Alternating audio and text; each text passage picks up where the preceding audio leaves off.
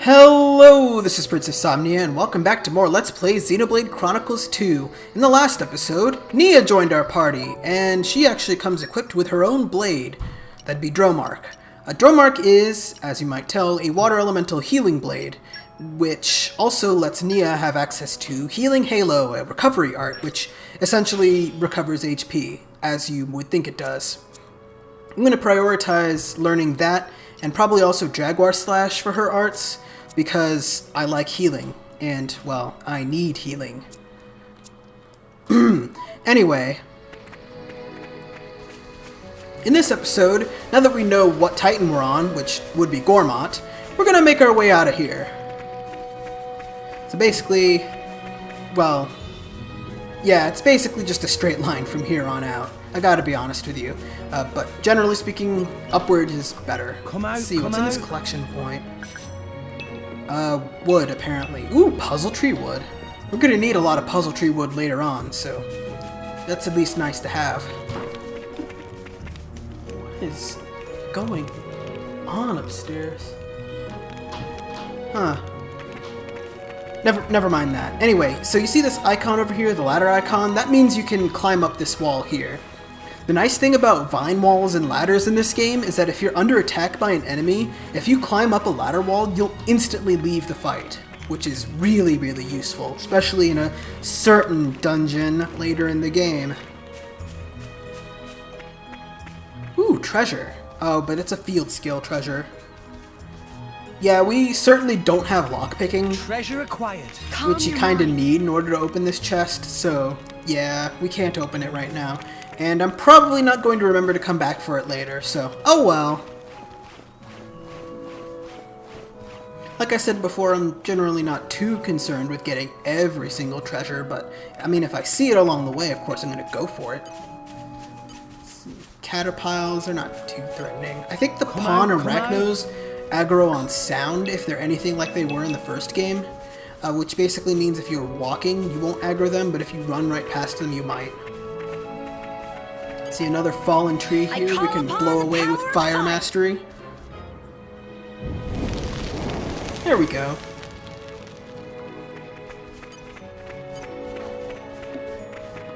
No! Oh, yeah, that's what I thought. Okay, I'll just cut this out. Yes, exactly. Okay, just took out the pair of pawn arachno right there. They're not too tough. Huh. It's a little bit weird in this area. Oh, it's because we're going outside. It makes sense, I guess. I don't know why, it's just everything all of a sudden just looked a lot more saturated than I might be used to. Although I am using a different monitor, which is probably the reason why. Not too huge a fan of the monitor, but, I mean, at least I can hear the game now.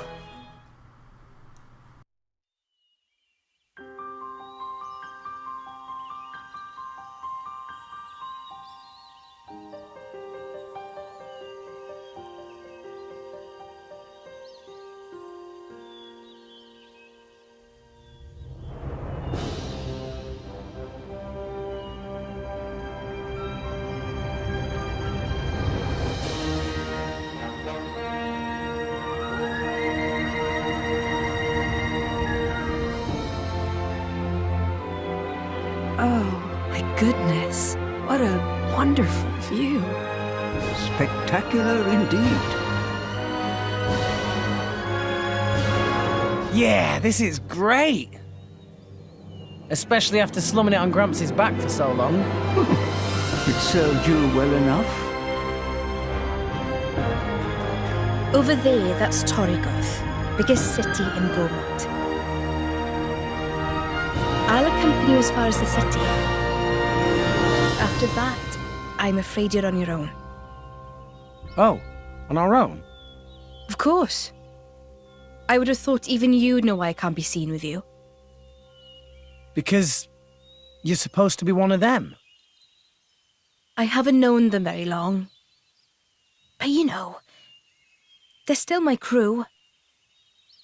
Your crew? Even after they tried to kill you? That's as may be. but they're the closest thing I have to a family. Nia? Right, let's go.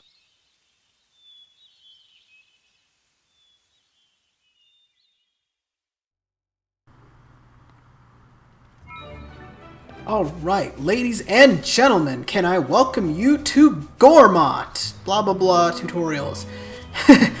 Anyway, yeah, this is the part of the game that just sort of really opens up to you. Essentially, you can feel free to explore as much of Gormott as you really want. The only thing stopping you are potentially really high level enemies that will kill you in one hit. Come out. But other than that, you're free to go wherever you want to. I'm pretty much just going to make a beeline for Torgoth with a couple of stops along the way that I think are really useful. But other than that, well, I'll just let you listen.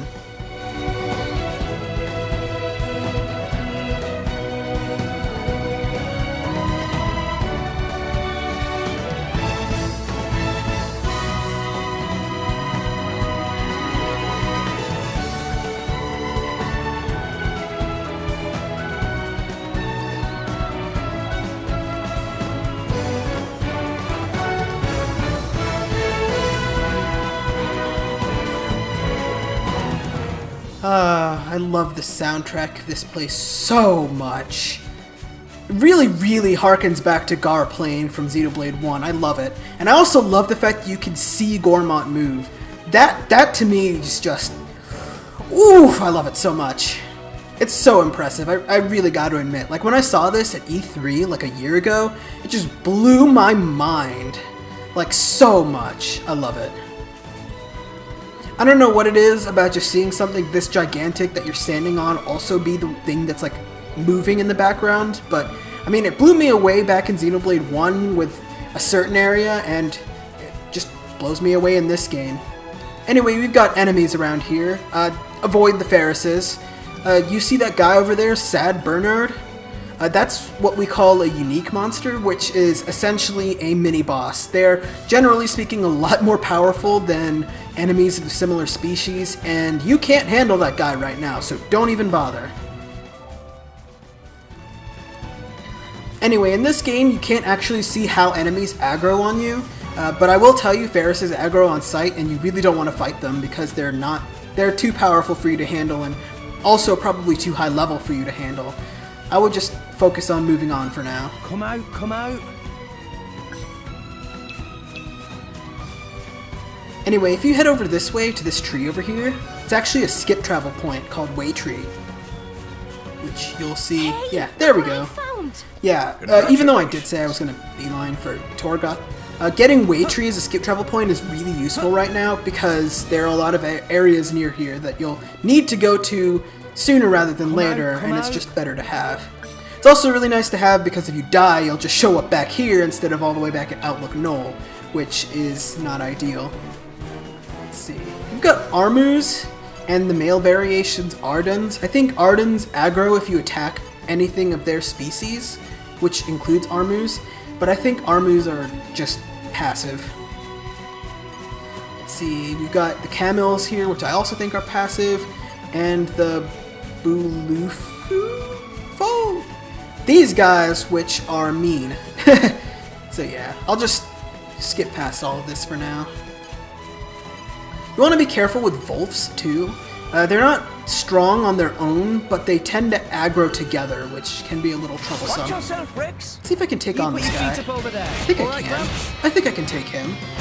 Eagle Eye. Why not? Just as long as I don't forget him. Our emotions are in tune, Rex. Just make use of it. Like your attitude. I keep instinctively trying to cancel a driver art into another driver art. It's just a bad habit. Every time I start the game over, I get used to doing that, and then I remember that I can't actually do that, so yeah. Ooh, I should mention, by the way, a lot of specials in the game tend to have areas of effect. You want to be really careful when you're using them around enemies because you might accidentally aggro them. You also want to be really careful about that big gorilla in the background. I can't show you right now because I'm in the middle of combat and I don't want to, risk aggroing the guy. But he's in the level 80s, and he'll kill you instantly. So, yeah, just stay away from him for now. Spinning edge. Make haste and retrieve it.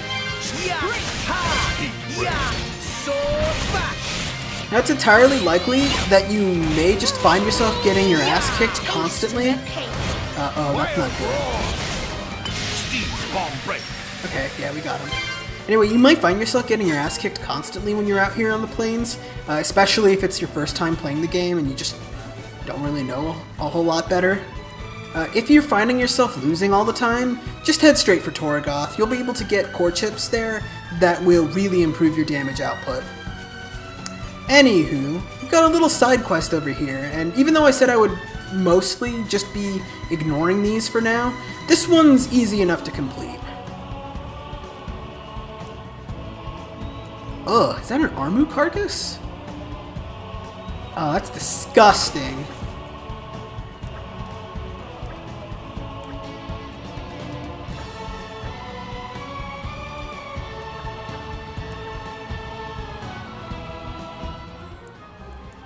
This is sort of a surprise quest, but not really since you can see it on the map. Anyway, in order to complete this quest, all you need to do is kill these 5 Snooze Wolf. They're tough because they're a group of 3, but other than that, you should be okay. Just remember, if you're starting to get low on health, to pull an HP potion and you should be fine. Alright, yeah, they weren't tough at all. I took care of them pretty easy. Once you take care of those Wolves, talk to the Nopon over here, to Nini, and you'll be able to complete the quest. Huh. Interesting. I'm just going to go through the dialogue a little quickly because I don't overly much care about it. I'm here just to complete the quest and get it marked off. Hooray! Anyway, yeah, for completing quests like these, you get rewards including items, gold, experience, and skill points for your affinity chart, which are really, really nice to have. That experience, you can, even though you might not see it like appear on your experience bar there, it'll be given to you as bonus experience. Also, you may notice there we got a couple of key affinity rewards unlocked. That was the wrong button. Basically what that means is that since we completed a quest with Pyra and Dromark in the party, we got trust for them, and apparently enough trust to unlock the second layer of their affinity chart. That's what you call on me anytime. So yeah, every time you unlock any sort of node or key affinity reward, you have to open that blade's affinity chart, or it won't count outside of, well, the menus, essentially. So there you go. Ooh, I nice. grow ever stronger. My power ever grows. Thank you for the redundancy, Dromark. Yeah, so there we go. I probably won't be going a whole lot out of my way for these affinity chart things, but I don't know. Maybe I'll play a little bit off screen, although I don't necessarily have the time for that. Anyway, that's besides the point. Though it's interesting we got Fire Mastery level 2. I don't remember exactly what the condition for that is. Oh god. Okay, that guy there? Yeah. Territorial Rotbart made his... Oh, please don't do this to me, game. Game, please don't do this to me, game. Ow! Thank you. Just let me get to Torgoth without getting destroyed along the way. Yeah, keep a wide berth of that asshole. And these assholes. Goddamn birds. Run! The Plains of Evening Calm. How This can't be good. appropriately okay, I guess we're not having any evening calm around here. I swear to God, game, if you kill me before I make it to Torgoth, I swear to God. Okay, we made it.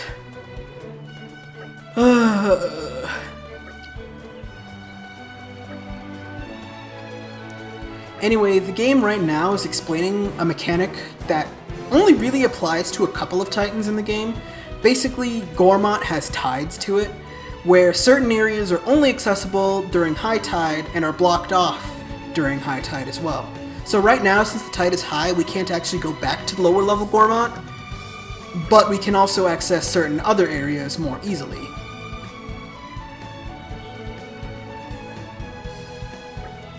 So yeah, for right now, we can't really change the tides on our own, but after a certain point in the game, you'll be able to do so by resting at an inn, so that's really nice. On Titans with tides, you'll see the information about the tides in the upper right corner of the screen near the minimap. But like I said before, this Titan and one other are the only Titans in the game that are actually affected by tide, so...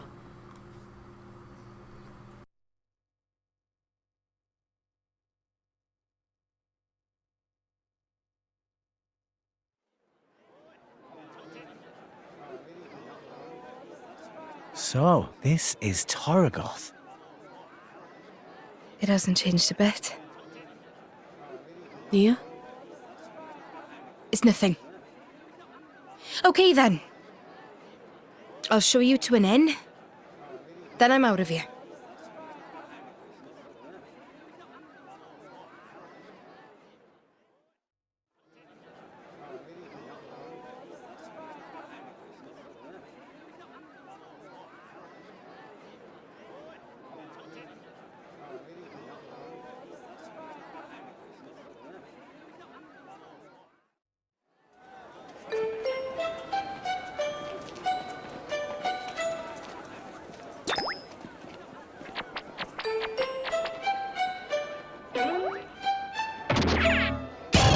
What the bloody hell is this?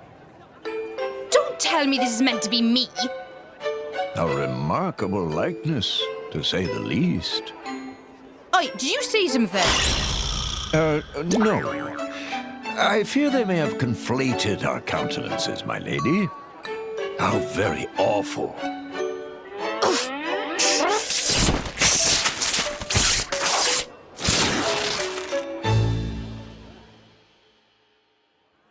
Fie! Who has the courage to heed the Empire's call? Your strong heart today will build a strong, more ordained tomorrow. Of course, you get more than a salary. Pension and benefits are included. Distinguish yourself, and you could even join the nobility. For the glory of the Ardanian Empire and His Majesty, Emperor Niall! Come now! Who wants to be the hero of tomorrow? What's the deal over there? Driver recruitment. Driver recruitment? Recently, they've been recruiting drivers from all over. The pool of potentials is ever shrinking. They must have run out of candidates in the military. What do you mean by potentials? I'm not sure I follow. Just see for yourself.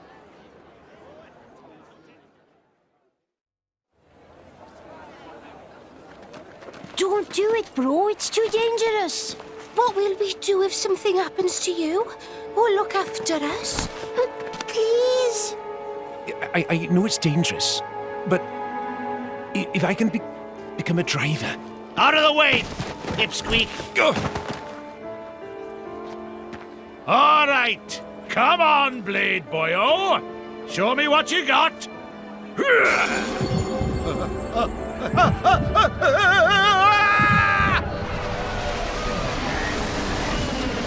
Yeah, he's done for. Indeed.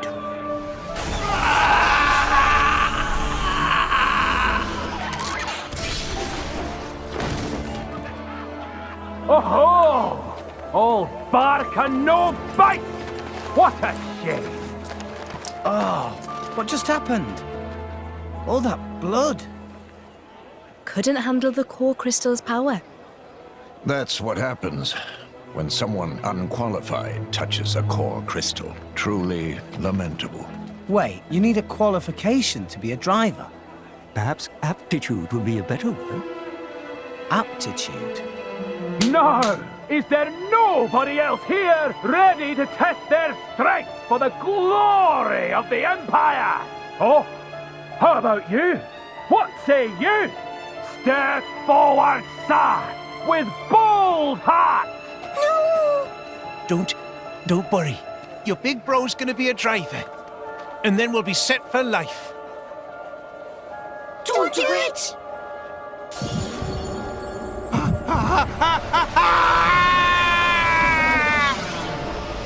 There's your aptitude.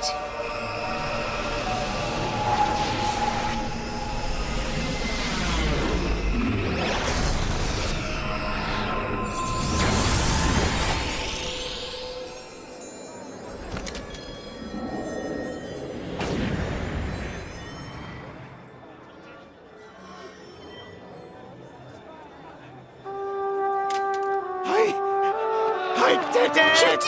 I don't believe it! The core crystal turned into a weapon?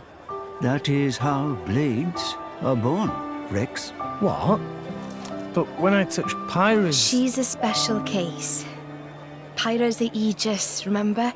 So the usual rules don't apply. All that business with sharing her life force, it's not exactly normal. Wait, what does the Aegis even mean? Jin and Malos, they called her that too. Dunno. All I know is that it's some kind of legendary blade. Why don't you just ask her yourself? Let's go. No point sticking around for the enrollment ceremony and all that boring stuff.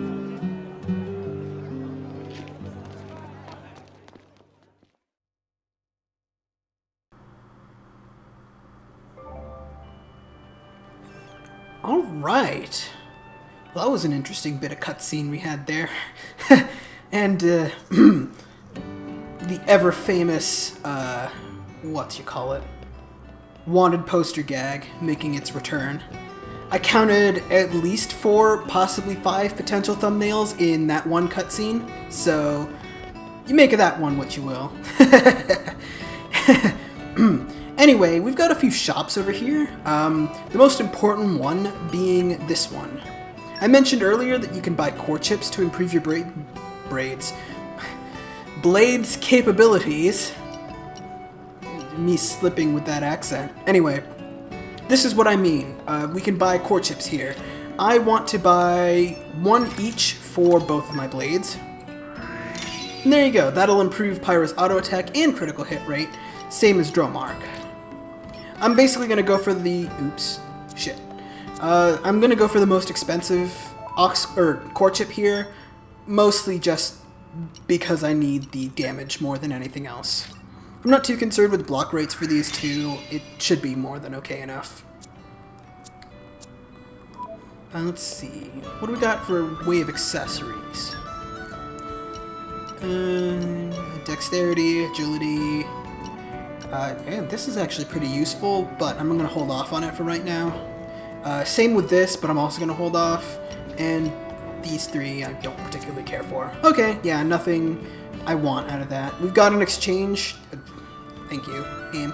We got an exchange over here. We got a salvaging shop, which sells those cylinders that we used to salvage earlier.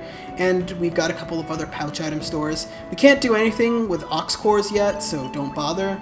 And this store just sells junk items. And something else later in the game. Anyhow, we're going to continue exploring Torgoth in the next episode of Let's Play Xenoblade Chronicles 2. Thank you guys so much for watching, and I'll see you in the next episode.